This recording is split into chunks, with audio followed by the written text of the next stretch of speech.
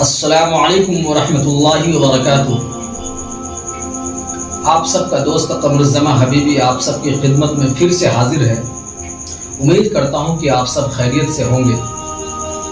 کافی دنوں سے طبیعت علیل تھی میری، آج الحمدللہ آپ سب کی دعا سے میری طبیعت کے اندر سدھار ہے۔ آج میں آپ سب کی خدمت میں کچھ عرض کرنا چاہتا ہوں۔ آپ سب کو بخوبی معلوم ہوگا کہ مولانا کلیم الدین صدیقی صاحب آج ATS والوں کی کسٹڈی میں ہیں۔ مولانا کلیم الدین صدیقی صاحب پر یہ الزام ہے کہ مولانا کلیم الدین صدیقی صاحب دھرم پریورتن کراتے ہیں، زبردستی لوگوں کو اسلام قبول کراتے ہیں۔ ہندوستان کے حکمرانوں سے کہنا چاہوں گا کہ یہ مولانا ہے کوئی فرضی ڈگری والا، کوئی گرہ منتری نہیں ہے، نہ تو دھرم کا چولا پہننے والا کوئی CM ہے، نہ تو بابا ہے۔ یہ علماء کرام ڈگری ہولڈر ہوتے ہیں جس کے پاس قرآن کا علم ہوتا ہے۔ قرآن میں اللہ تبارک و تعالیٰ نے صاف طور سے اعلان کر دیا، لا اکراہ فی الدین، دین کے اندر کوئی زور و زبردستی نہیں ہے۔ میں قمر الزماں حبیبی اس بات کا تصدیق کرتا ہوں کہ مولانا کلیم الدین صدیقی صاحب ایک سماج سیوک تھے اور رہیں گے، دیش سے محبت کرنے والا ایک مہان ویکتی تھے اور رہیں گے۔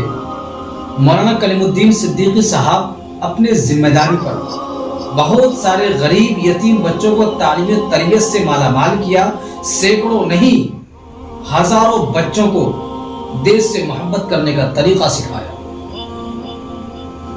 غریب یتیم بچوں کی شادی کرا کر دیش سے محبت کرنے کا ثبوت پیش کیا۔ مولانا کلیم الدین صدیقی صاحب جب بھی کسی کی مدد کرتے تھے، مدد کرتے وقت کسی سے بھی دھرم کے بارے میں نہیں پوچھا کہ تم کس دھرم سے۔ مولانا کلیم الدین صدیقی صاحب مدد کرتے وقت کسی سے دھرم نہیں پوچھا کہ تم کس دھرم سے ہو۔ مولانا کلیم الدین صدیقی صاحب کی ذمہ داری پر آج بھی ہزاروں غریب یتیم بچے تعلیم و تربیت حاصل کر رہے ہیں۔ میں ہندوستان کے حکمرانوں سے کہنا چاہوں گا، آپ اس دیش سے علماء کی قربانی کو ختم نہیں کر سکتے۔ اس دیش کو آزاد کرنے میں سب سے پہلے علماء نے جان کی بازی لگا دی تھی۔ ہسٹری پڑھ کر دیکھا جائے کہ جامع مسجد سے لے کے چاندنی چوک تک علماء کی گردنیں لٹکی ہوئی تھی، علماء کی لاشیں پڑی ہوئی تھی۔ شاہ ولی اللہ رحمۃ اللہ سے لے کر حسین احمد مدنی رحمۃ اللہ علیہ اس دیش کے لیے قربانیاں پیش کی۔ اس دیش کے پردھان منتری شری نریندر مودی جی، مجھے آپ کا ایک نعرہ یاد ہے، ہمیشہ اس کو یاد رکھتا ہوں۔ آپ نے ایک نعرہ دیا تھا، سب کا ساتھ سب کا وکاس۔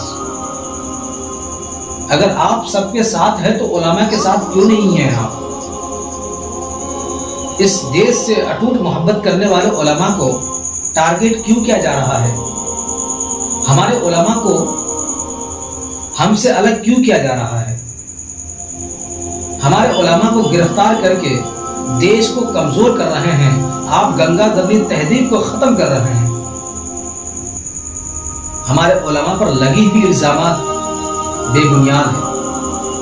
ہندوستان کے حکمرانوں سے اپنے علماء کو رہا کرنے کا گزارش کرتا ہوں۔ ہندوستان کے تمام مسلمانوں سے گزارش ہے کہ جہاں جہاں احتجاج ہو رہا ہے آپ بھی شریک ہونے کی کوشش کریں۔ السلام علیکم ورحمۃ اللہ۔